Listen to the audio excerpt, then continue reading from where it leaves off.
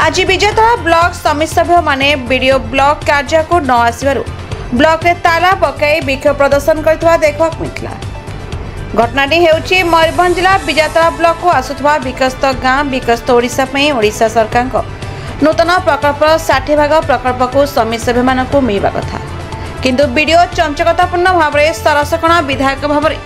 भादव हांसदा 100% प्रकल्प को हाईजैक करने नहीं समिति सभ्य माने अधिकार पाइबापी आज वीडियो सह आलोचना कर कार्यक्रम होता किंतु वीडियो को जेते फोन जगह डक हेले वीडियो महासभा ब्लॉक को न आसबार ब्लॉक परिसर को उत्त्यक्त समिति सभ्य माने ताला पकाई एवं ब्लॉक परिसर में संध्या पर्यंत समिति सभ्य माने वीडियो को आसवा बाट को अपेक्षा करथिले किंतु वीडियो को देखा मिल नथिला। तेणु विकसित गाँ विकसित ओडिशा प्रकल्प 60% 40% भागर भाग नहीं जो आलोचना करने विफल है। समिति सभ्य माने अभियोग आनिथिले कि विकसित गाँ विकसित ओडिशा रे आसुथवा प्रकल्प 100% रु 40 भाग काम सीधा सड़क विधायक हाथ में होइछि एवं 60 भाग काम समिति सभ्य मानक मध्य वितरण कर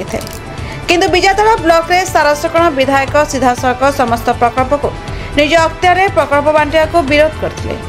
जहाँफल विजेता ब्लॉक रे यही अड़ुआ जोगु ब्लॉक रे कौन विकासमूलक कार्य हाथ को नि पारना तेबे यह जदि समाधान न हुए तेबे अनिर्दिष्ट काल पर्यंत विजेता ब्लॉक परिसर में ताला झुलियो बोली समिति सभ्य माने गणमाध्यम आगे प्रकाश करथिले। उक्त ताला मारिबा घटना जानिबा परे रायरमपुर ग्रामांचल पुलिस पहुंची बुझासुझा करथिले